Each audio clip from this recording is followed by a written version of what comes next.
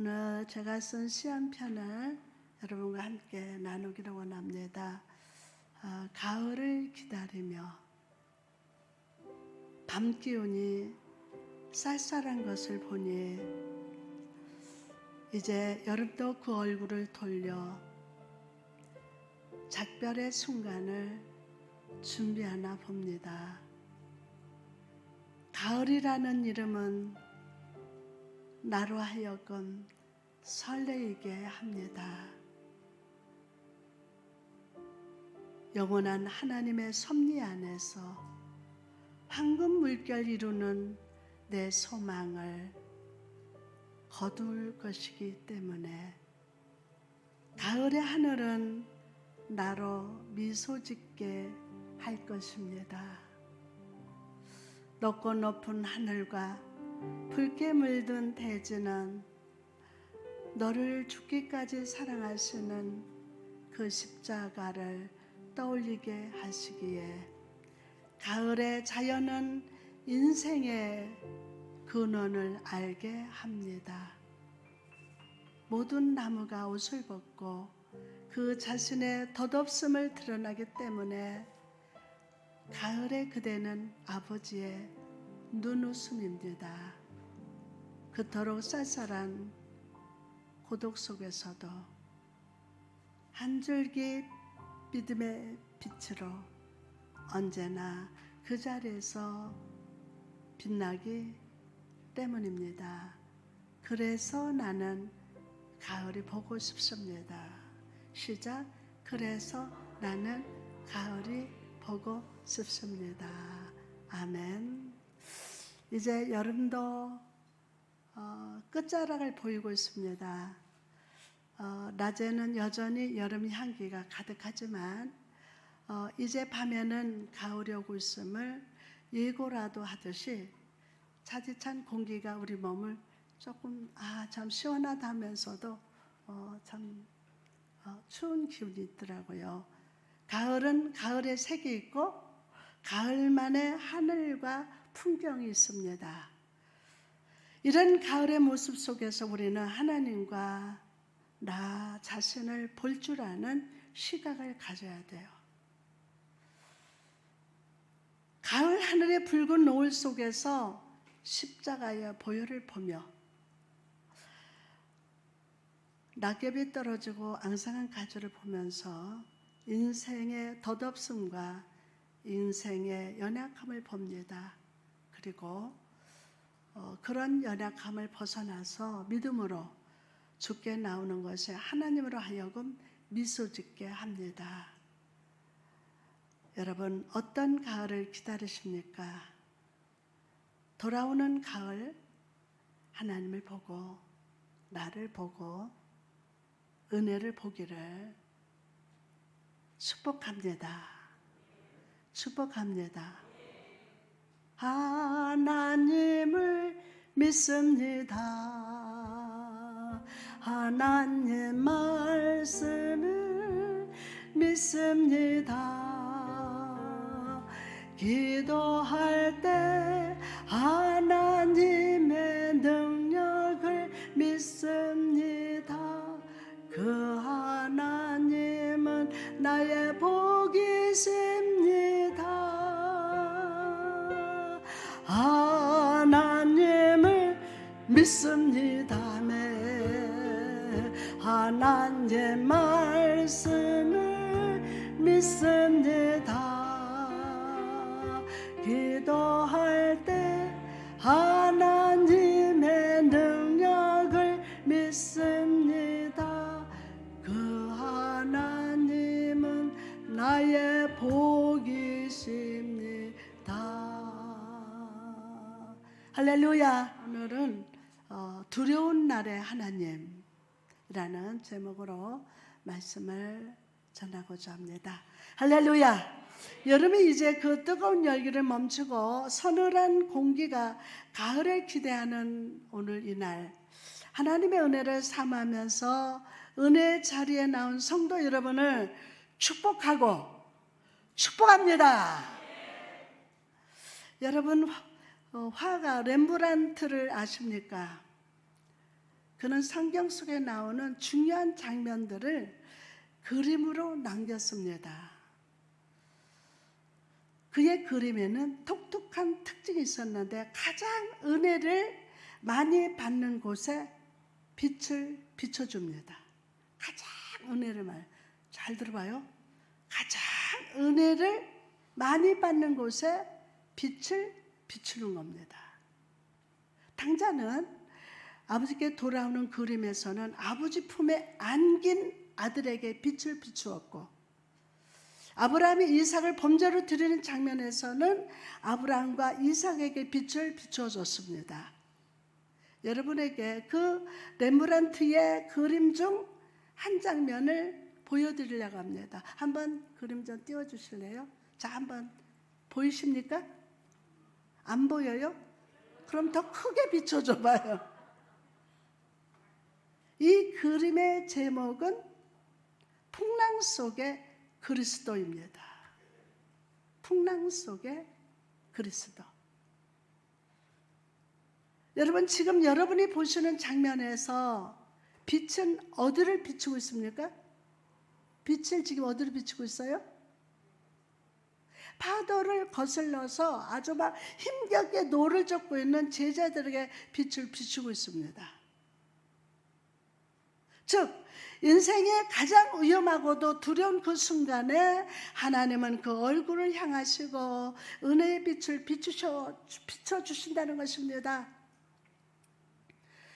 오늘 본문 시편 46편의 표제어를 보면요, 영장으로 알라못에 맞춘 노래라고 쓰여져 있습니다. 알라못이라는 말은요, 죽음의 상황에서도 하나님을 향한 변함없는 사랑을 노래한다라는 뜻입니다. 이 시가 쓰여질 당시 유다왕 시기야는 큰 위기 가운데 있었습니다. 아수르 왕 사네립이 유대 모든 성을 쳐서 정복하고 군대 장관 랍사게가 그 대군을 이끌고 예루살렘을 포위하고 있었기 때문입니다. 그러나 히스기야 왕이 랍사게 장군의 협박 편지를 들고 하나님께 나가서 부르짖을 때 하나님께서는 상상하지도 못하는 기적으로 유다 백성들을 위해서 싸우시고 지켜주셨음을 믿으시기를 바랍니다. 그리고 그들의 이 환난 속에서 경험한 하나님에 대해서 이렇게 찬양을 합니다. 본문 1절에 하나님은 우리의 피난처시요 힘이시니 환난 중에 만날 큰 도움이시라. 우리 한번 같이 합시다. 시작. 하나님은 우리의 피난처시요 힘이시니 환난 중에 만날 큰 도움이시니라. 아멘. 여러분, 저는 오늘 이 말씀의 빛을 들고 여러분에게 나아갑니다. 말씀의 빛을 들고 여러분의 고통 속으로, 두려움 속으로, 환난 속으로 이 말씀의 빛을 비춰드리기를 원합니다. 그리고 말씀 속에서 우리는요, 두려움과 환난 날에 역사하시는 하나님을 만나게 될 줄 믿습니다. 오늘 말씀을 만날저다. 아멘요. 그럼 인생의 파도 치고 바람 부는 환난 날에 하나님 어떤 분이 되십니까? 첫째로 그는 나의 피난처요 힘이 되시는 하나님이 되십니다. 그는 다시 한번 그는 피난처시요 힘이 되시는 하나님이 되십니다. 아멘, 아멘, 아멘. 본문 1절에 하나님은 우리의 피난처시요 힘이시니, 시인이 찬양하는 하나님은요, 천지를 창조하신 능력의 하나님이십니다. 바로 그 하나님의 창조의 능력이 우리의 피난처가 되시며 힘이시라고 고백합니다. 아멘. 피난처는요, 마하세라고 하는데 위로부터 오는 모든 환난과 위험을 피할 수 있는 장소를 의미합니다. 여러분, 우리 인간은 다 연약합니다. 그래서 내가 의지할 만하다고 믿는 것을 의지합니다. 환난의 날에 어떤 사람은요, 돈을 의지합니다. 돈만 있으면 다 된다고 생각합니다. 어떤 사람은요, 능력 있는 사람, 권력, 명예를 의지합니다. 그러나 아무리 돈이 많아도 암과 같은 질병을 온전히 치유해 주지 못합니다. 못해요. 요즘 우리 지구에 찾아오는 재난을 한번 떠올려 보시기 바랍니다. 유럽에서는 무더위와 가뭄이 계속돼서 강의 바닥에 보일 정도라고 합니다. 미국에서는 비가 너무 많이 와서 홍수가 나고 사막에도 홍수가 났어요. 120년 만에 미국의 사막에 홍수가 나고, 우리나라에도 얼마 전에 폭우가 내려서 강남 지역에 침수가 어떻게 됐어요. 강남을 왜 얘기합니까? 그 다음에 얼마나 났겠어, 강남. 코로나19로는 질병 앞에서 우리는 여전히 아무것도 할 수 없는 연약한 존재라는 것을 실감하지 않습니까? 디모데후서 1장 7절 말씀 보니까 하나님이 우리에게 주신 것은 두려우는 마음이 아니요 오직 능력과 사랑과 절제하는 마음이네. 아멘. 여러분, 하나님은 우리에게 두려움을 주는 분이 아니에요. 하나님은 우리에게 두려운 영을 주시지 않습니다. 오히려 능력의 영을 주셨습니다. 능력의 영을 받은 여러분만 아멘. 이미 주셨어요. 하나님은 두려움을 주시지 않았는데 왜 우리는 이토록 두려워하고 염려할까요? 칩 잉글램 목사님은 두려움에 대해서 이렇게 정의를 했습니다. 두려움은 위험이나 악이나 고통이 다가올 때 느끼게 되는 갑작스러운 불안이나 동요이다. 무서워하고 소심해지고 공포를 느끼는 감정이다. 여러분, 지금 무엇을 두려워하십니까? 여러분, 두려운 것이 있을 것 같아요. 무엇을 두려워합니까? 불안한 미래입니까? 가정의 경제 상황이나 사업의 문제로 염려하십니까? 아니, 그러면 코로나 와서 나 죽을까 봐 건강입니까? 어떻게 하면 자녀를 잘 키울까? 걱정이 되십니까? 마음의 고민, 육체의 질병입니까? 우리는 나를 두렵게 만드는 그 상황, 그 사람, 그 사실 자체에 집중합니다. 몰두합니다. 그러나 두려울 때 우리가 집중하고 몰두하고 생각해야 하는 것은 두려운 날에 임재하시는 하나님입니다. 두려운 날에? 어떤 날에? 두려울 때 우리가 집중하고 몰두하고 생각해야 하는 것은 두려운 날에 뭐 하시는? 임재하신 하나님께 몰두해야 돼요. 거기에 집중해야 돼요. 할렐루야. 그러면 하나님 안에서 주시는 평강과 능력과 사랑을 인식하고 경험하는 것인 줄 믿습니다. 그 무엇에 지금 내가 힘든 곳에 집중하고 몰두하면 안 돼요. 사단은 그 사건과 관계 속에서 어떤 문제 속에서 하나님을 바라보지 못하도록 그 문제를 그 앞에다 놓고 거기다 집중하도록 만듭니다. 우리에게 하나님은 두려움을 심어주지 않았어요. 걱정, 근심, 걱정을 심어주지 않았어요. 근데 여러분, 이 두려울 때에, 염려될 때에 나와 함께 하시는 하나님께 집중할지어다. 그 문제에 집중하는 게 아니에요. 응? 오늘 본문에 우리가 인생의 두려움과 불안을 겪었을 때 어떻게 하나님과 교제할 것인지를 그 길을 보여줍니다. 1절에 보니까 하나님은 우리의 피난처시요. 시작. 하나님은 우리의 피난처시요 힘이시니 환난 중에 만날 작은 도움, 큰 도움이시니라. 할렐루야. 2절에서 3절에 보니까 이 땅에 견고하다고 의지한다고 믿던 것들이 흔들리고 무너지는 위기의 상황을 표현합니다. 본문 2절에서 3절, 그러므로 땅이 변하든지 산이 흔들려 바닷 가운데 빠져들든지 바닷물이 솟아나고 뛰어놀든지 그것이 어떻게 해요? 넘침으로 산이 흔들릴지라도, 세상에서 가장 변찮고 견고하다고 믿던 것들이 흔들리는 상황이 올지라도 영원히 흔들리지 않는 것이 있음을 기억하라는 겁니다. 영원히 흔들리지 않는 것이 있습니다. 기억하십시오.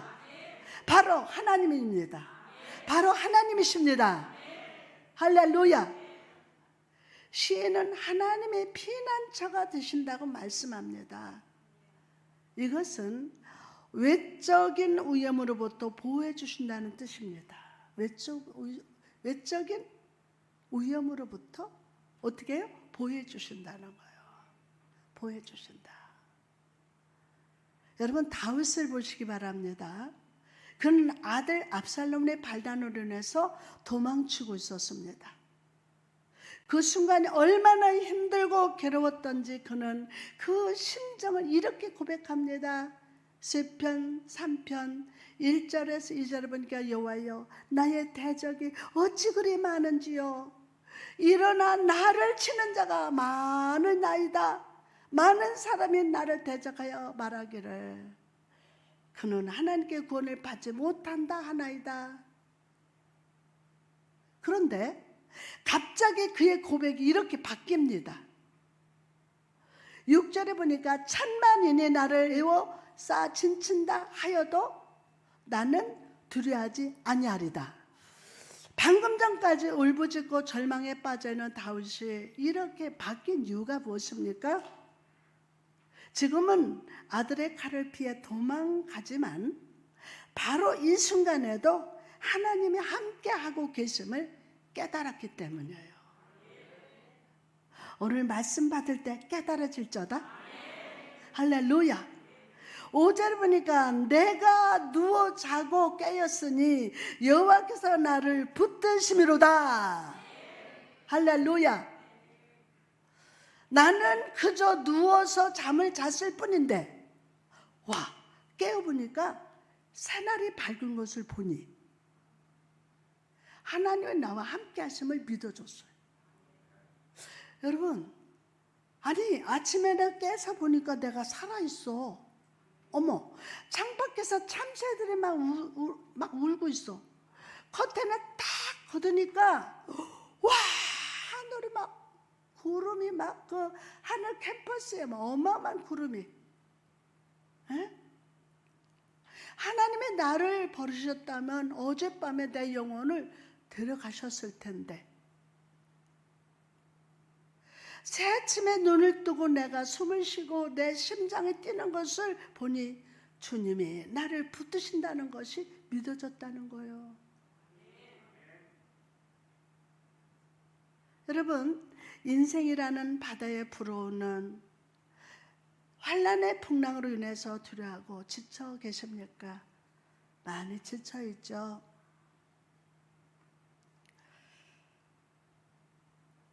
야이로처럼 내가 가지고 있던 모든 꿈과 희망이 사라져서 낙심하고 계십니까?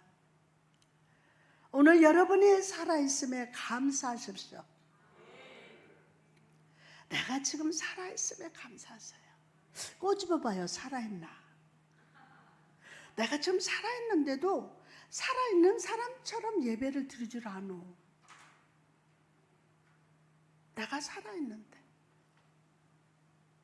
주께서 오늘 나를 붙들어 주셨음에 감사하십시오. 주께서 오늘 성령의 빛으로 나를 비춰주셔서 이 예배 자리로 인도해 주셨음을 감사하십시오. 오늘 내가 살아있다는 것이 주님의 나의 피난처요, 나와 함께 하시는 가장 확실한 증거임을 다시 한번 믿으시기 바랍니다. 그러므로 더 이상 불신으로 주님께 나가지 마십시오. 두려워 말고 믿기만 하십시오. 옆 사람한테 두려워하지 말고 믿기만 하십시오.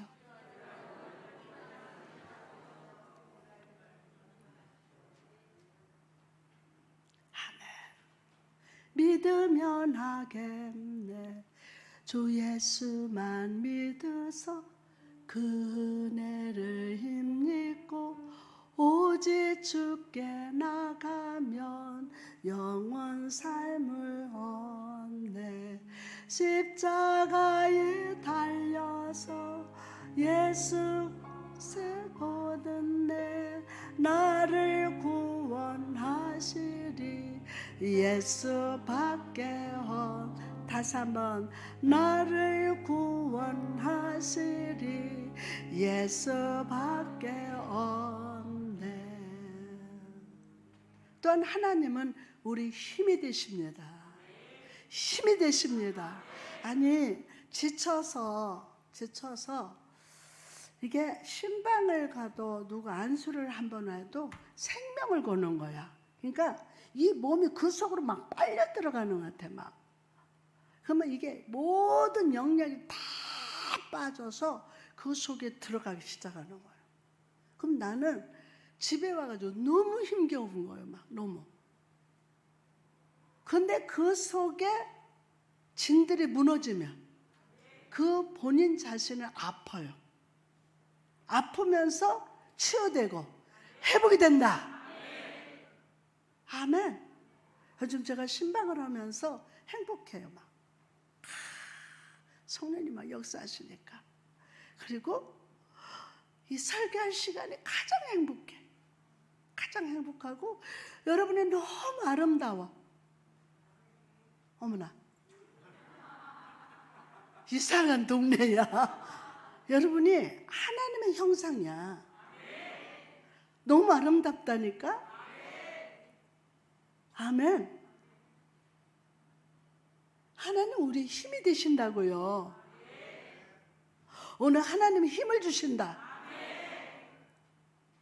아멘. 우리 내면 깊숙한 곳에 있는 능력으로는 할 수 없는 일이 있을 때, 한 걸음도 내딛을 수 없을 때, 우리 아버지 하나님은 외적인 공격으로부터 우리를 보호하실 뿐만이 아니라 우리 속사람에게 힘과 능력이 되어 주실 것임을 믿으시면 아멘? 그렇다면 믿는 대로 될지어다. 아멘. 에베소서 3장 16절에 보니까 그의 영광의 풍성함을 따라 그의 성령으로 말미암아 너희 속사람을 어떻게 능력으로 어떻게 강건하게 하시오며. 바울은요, 겉사람 속사람에 대해서 말하는데, 이 겉사람은 세상의 삶으로 타락된 속성과 습관을 의미하고, 속사람이라는 것은 하나님의 속성을 쫓아서 그리스도의 사람으로 변해가는 자를 의미합니다. 그런데 이 속사람을 영광으로 풍성히 채우시고 능력으로 강건하게 하시는 분이 누구입니까? 누구입니까? 모르죠? 하나님이시대요. 성령 하나님이십니다. 내가 결심한다고 되는 것이 아니라 속사람의 강건은 성령이 오셔야 됩니다. 제가 이 자리에 서기까지는요 가슴이 타요. 성령님 환영합니다. 성령님 저 좀 도와주세요. 여러분, 이 자리에서 복음을 전한다고 하나님 말씀을 전한다는 것은 내 지식과 내 힘이 아니에요. 때로는 하나님 말씀을 후다닥 바꾸잖아요. 주보에 보면 본문하고 지금 설교하는 거 다른데 바꿔가지고 읽지도 않고 보지도 않고 왔는데 그날 성령님이 역사하셔. 내 지식이 아니라고요. 에? 여러분의 속사람에게 간 거는 성령이 오셔야 합니다. 성령님을 환영합시다. 베드로를 보십시오. 3년 동안이나 예수님께 말씀을 들었어도 주님이 잡혀가신 날에 어떻게 했습니까? 그의 급한 성질을 또 드러났습니다. 예수님을 모른다고 3번이나 부인하는 것을 보면서 그의 내면은 여전히 안 변한 것을 봅니다. 그러나 오순절 다락방에 불의 형 같은 성령으로 충만했을 때 설교 한 번으로 3,000명이 회개했고, 설교 한 번으로 미문 앞에 앉아있던 병자를 한마디 말로 일으키는 능력의 사람이 되었습니다. 제가 중국 선교 가가지고요, 전부 다 중국 사람이죠. 한족인데 꽉 차 있습니다. 요만한 데가 그 엄청난 남자 부대들, 목사님들, 박사들이 다 앉았는데 통역을 해서 하는데요. 처음에는 와, 저 통역 설교를 어떡하지? 근데 성령님 의지했어요. 성령 도와주세요. 이 시간 역사하여 주옵소서. 하나님 역사하여 주옵소서. 간절히 막 창자가 막 뒤틀리듯이 간절히 기도하는데 와, 성령님이 엄청납니다. 마이크 딱 들고 대중 속으로 들어가가지고 막 복음을 전할 때에 난리가 나죠. 우리 새가족반 한 분들은 봤을 거예요. 그래 막 병든 자가 일어나고 그러자 막 팔tal 할 때 막 다 뛰는 거예요. 막 다 뛰고 설교를 끊치고 말았어요. 한참 서 있을 수 없어요. 제 손을 두 손을 잡고 막 같이 뗍니다. 이게 성령님의 역사예요. 아멘. 난 안 돼요. 여러분, 그래가지고 지식으로 말씀을 좀 해석해 보려고, 이 지식으로 말씀을 좀 받아보려고, 믿어보려고 애를 쓰고 1년이 가고 3년이 가고 4년이 가고 5년이 가도 안 믿어지는 거야. 그게 성령님의 역사가 있어야 합니다. 네? 여러분, 정말 속사람이 변하시기를 원하십니까? 성령을 구하십시오. 예배소서 3장 20절에 보니까 우리 가운데 역사하시는 능력대로 우리가 구하거나 생각하는 모든 것을 더 넘치도록 능히 하실 이에게. 여러분, 광야에서 오병이어로 5,000명을 먹이신 주님, 바다 오이를 걸으신 주님, 죽은 자를 살리고 귀신을 쫓으시고 십자가에서 죄와 사망과 사단의 머리를 밟으신 주님, 이 주님을 충만하게 하십시오. 충만하게 하십시오. 그럴 때 주님께서 여러분 안에서 역사하십니다. 아니, 예배 들어와서 멍하고 중얼중얼하고 간절히 사모하십시오. 성령님 저에게 오시옵소서. 임하여 주옵소서. 기름 부어 주옵소서. 그럴 때 성령님이 우리 안에 오셔서 하나님 주시는 말씀을 믿어주게 하고 그 마음에 충만한 역사가 일어납니다. 아이고, 나는 오늘 피곤해, 나는 아파. 그대로 놔두지 말고 성령님을 환영하십시오. 성령의 불로 임하여 주옵소서. 성령님 저에게 기름 부어 주옵소서. 바다 같은 성령이여 임하여 주옵소서. 임하여 주옵소서. 사모하시기 바랍니다. 20년 30년 예수 믿은 거, 교회 다녔다는 거 자랑하지 말고, 오늘 내가 아무것도 믿어주지 않지만 오늘부터 성령님을 환영하시고 사모하시기 바랍니다.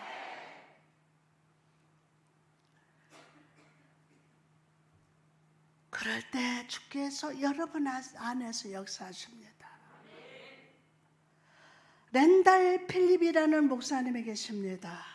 그분은 특히 오페라 관람을 매우 좋아했다고 합니다.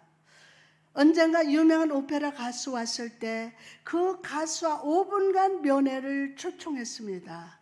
그리고 목사님은 그 가수에게 질문을 합니다. 오늘 무대는 감동적이었습니다. 당신의 노래를 듣고 있으면 초인간적인 큰 힘과 권위에 압도되는 느낌을 받습니다. 그런 능력이 어디서 나옵니까? 라고 묻습니다. 성악가는 잠시 생각하더니 대답을 했습니다. 젊은 시절 나를 가르쳤던 성악 교수님이 이렇게 말해준 적이 있습니다. 인간 속에는 작은 나와 큰 나가 있습니다. 작은 나라는 것은 겁쟁이에 미신적이고 약하고 욕심의 방향만 쫓아다니던 나의 모습을 의미합니다. 교수님은 저를 바라보면서 앞으로 무대에 올라가서 노래할 때 작은 나는 없애고 큰 나가 밖으로 나오게 하라고 하셨습니다. 저는 강단했을 때 나 전담량은 없습니다. 크신 하나님의 성령님을 의지합니다. 여러분, 환난의 때에 나를 의지하면 이길 수 없습니다. 고통의 때에 여러분 의지하고 누구 말아 필요 없어요. 그곳에도 하나님 섭리가 있어요. 그렇기 때문에 하나님을 의지하면 반드시 이길 수 있어요. 그러나 오늘 내 속사람에게 능력으로 강건케 하시는 성령을 의지할 때 역사가 나타납니다. 구하거나 생각하는 모든 것에 넘치도록 부어주실 것임을 믿으시기 바랍니다. 자, 다음으로 인생의 파도 치고 바람 부는 환난 날에 하나님은 어떤 분이 되십니까? 두 번째로 그는 환난 날에 큰 도움이 되시는 하나님이 되십니다. 그는 환난 날에 큰 도움이 되시는 하나님이 되십니다. 하나님은 우리의 피난처시요 힘이시니 환난 중에 만날 큰 도움이시라. 할렐루야. 아멘. 그러면 여기서 만나다라는 말은 마차라고 하는데 내 의지와 생각과는 상관없이 기대하지 못한 상황에서 만난다는 뜻입니다. 하나님은 항상 우리와 함께 하십니다. 하나님은 항상 여러분과 함께 하십니다. 가장 가까이 계십니다. 그러나 엠마오로 걸어가던 제자들이 바로 옆에서 걷고 계셨던 예수님을 알아보지 못했던 것처럼 의외로 많은 주의 자녀들이 하나님의 임재를 느끼지 못한 채 살아갑니다. 에? 그러나 인생에 타고는 두려움과 환난의 시간 속에서 우리는 하나님께서 가장 가까이 계시면서 나를 붙들고 계셨음을 깨닫게 됩니다. 또한 시인은 환난 중에 나와 함께 하시는 하나님이 큰 도움이 되신다고 합니다. 여기서 크다는 말을 주목해 보십시오. 크다. 하나님 우리에게 주시는 도움은 매우 큽니다. 매우 큽니다. 하나님 우리에게 주시는 도움은 매우 큽니다. 큰 도움이 되신다는 말은 모든 상황 속에서 하나님 한 분만으로 만족하게 된다는 거예요. 모든 상황 속에서. 할렐루야. 우리를 만족해 하시기 위해서 그분은 모든 것에 여호와 이레로 준비하십니다. 로마서 8장 31절에 보니까 만일 하나님 우리를 위하시면 누가 우리를 대적하리요? 이 동네 이상하네. 왜 아멘을 안 해?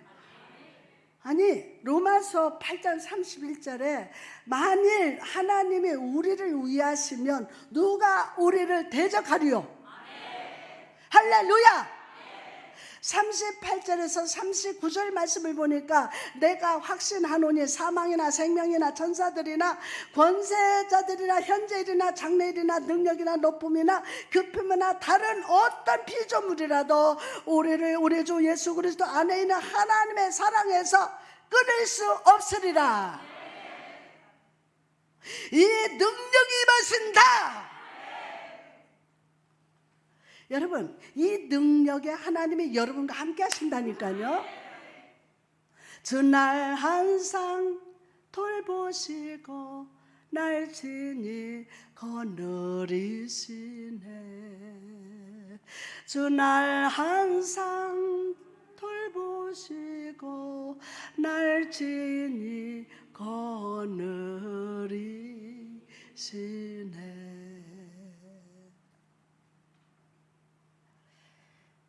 여러분을 위하고 계신다니까요.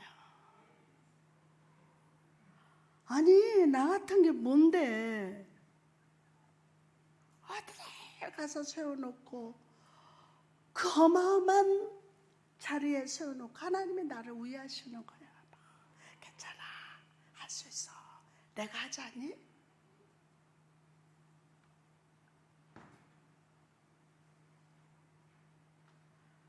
그러므로 오늘 나의 힘으로 내 경험으로 오늘의 환난을 이겨내라고 고집을, 내가 이기려는 고집을 오늘 내려놓읍시다. 나는 오늘 성가대 찬양이 몇 분입니까? 아니 20명도 안 되는 것 같아. 우리 지우자 어디 갔어? 20명 넘어요? 예? 20명이에요? 오늘 20명이에요? 죄송해요. 와. 그런데 내가 놀래고 있을 때 천사들이 같이 찬송 부르는 거야.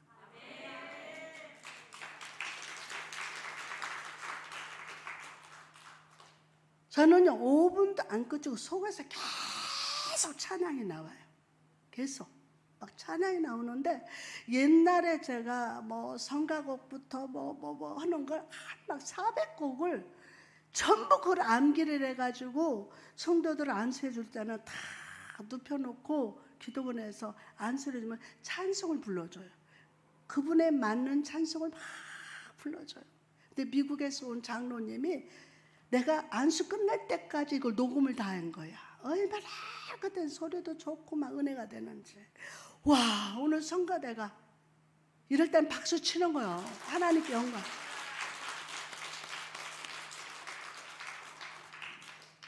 솔리스트도 없어 우리 교회는. 근데 솔리스트야 다. 근데 아침에 주일날 아침에 40분 연습하고 여기 서는 거예요. 장로님 40분 맞지? 50분이야? 40분이야. 내가 세보진 안 했지만. 이게 우리 성가대원들만이 하는 게 아니라 같이 천사들하고 같이 찬양 부르는 거예요. 아멘. 그러면 나의 힘으로, 내 경험으로 오늘의 환난을 이겨내려고 고집을 내려놓으세요. 여러분 힘으로 뭘 하려는 것들을 내려놓으십시오. 하나님은 창조의 능력으로, 무한한 은혜로, 무한한 지혜로 여러분을 도와주십니다. 주님보다 앞서가지 말고, 주님보다 먼저 말하지 말고 잠시 한 걸음 뒤로 물러나가서 주님 품 안에 안 계시기를 바랍니다. 사무엘상 17장에 보면요, 사울이 그가 입던 갑옷을 다윗에게 입혀주는 장면이 나옵니다. 사무엘상 17장 38절에서 39절 말씀 보면 이에 사울이 자기 군복을 다윗에게 입히고 노투구를 그의 머리에 씌우고 또 그에게 갑옷을 입히매 다윗이 칼을 군복 위에 차고는 익숙하지 못하므로 시험적으로 걸어보다가 사울은 다윗이 골리앗이라는 장군에게 기가 죽지 않도록 왕의 갑옷을 입혀주었습니다. 그러나 다윗은 왕이여, 이 갑옷은 내게 익숙하지 못하니 입지 않겠습니다 라고 거절을 합니다. 오히려 다윗은 과거의 목자로서 양을 쳤던 일들을 추억했습니다. 물맷돌을 강하게 던져서 양들을 공격하던 사자와 곰들을 물리쳤던 기억들을 추억했어요. 그리고 다윗은 들에서 사자와 곰을 대항해서 승리하게 하신 하나님을 향해서 거룩한 확신을 이렇게 외쳤습니다. 여호와께서 나를 사자와 곰의 발톱에서 건져내셨은즉 나를 이 블레셋 사람의 손에서도 건져내시리다. 막 외쳤습니다. 여러분, 이처럼 인생의 환난한 날에 두려워하지 않고 승리하기 위해서는 과거의 경험, 과거의 방법, 나의 능력이라는 갑옷을 벗어버려야 합니다.